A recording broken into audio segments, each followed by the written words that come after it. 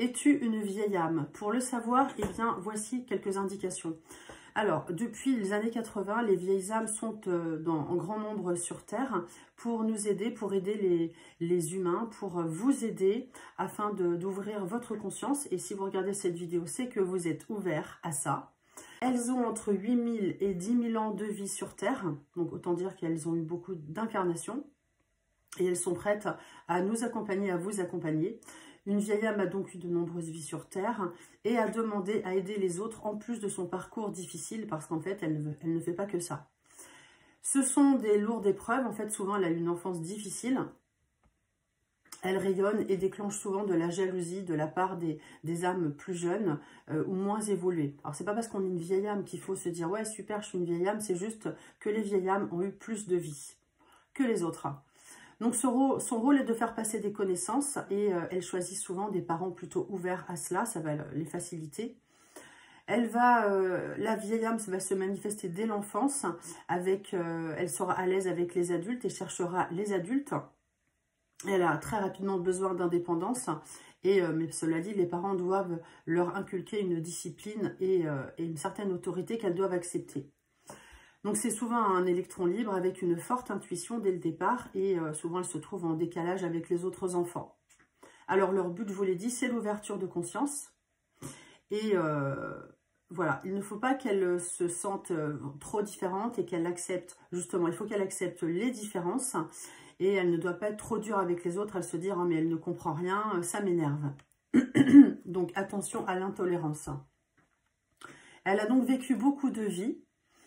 Et elle est spirituelle et elle a de l'expérience. Donc, je vous l'ai dit, son enfance a souvent été compliquée, divorce des parents, des décès, de l'autorité, de la violence parfois.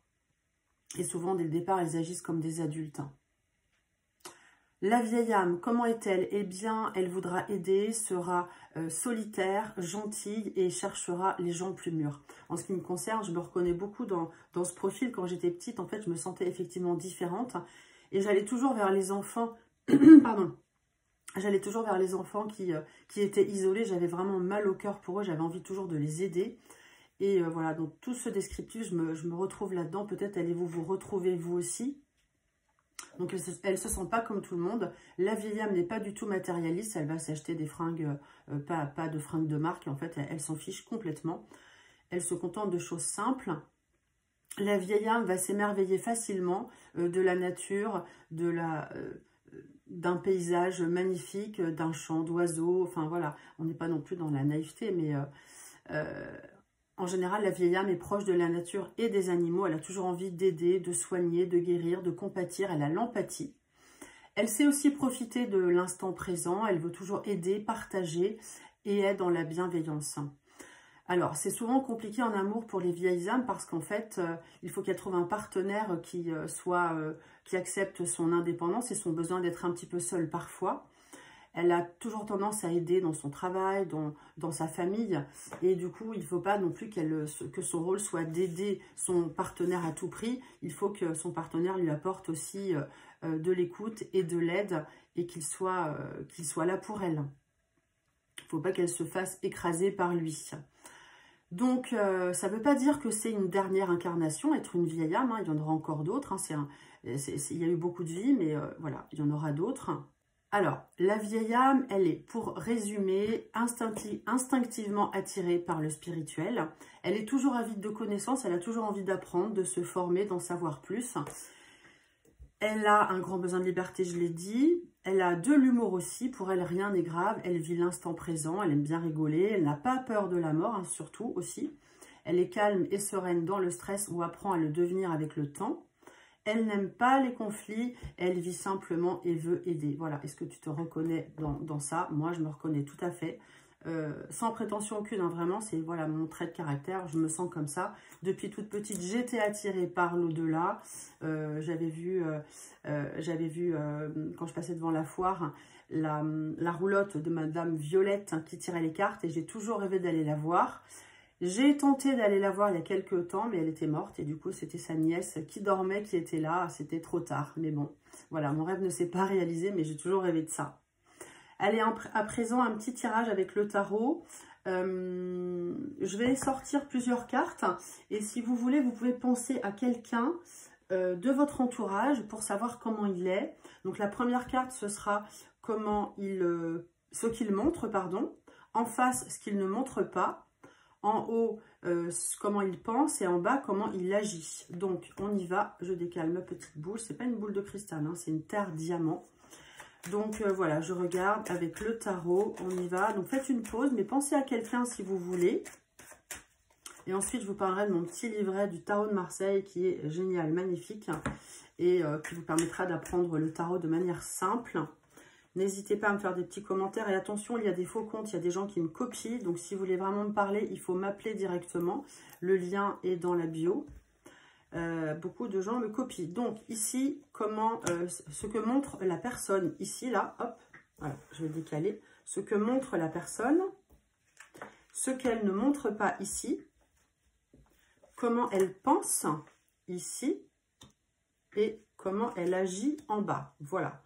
Donc ce qu'elle montre, alors, je vais découvrir toutes les cartes. Ok.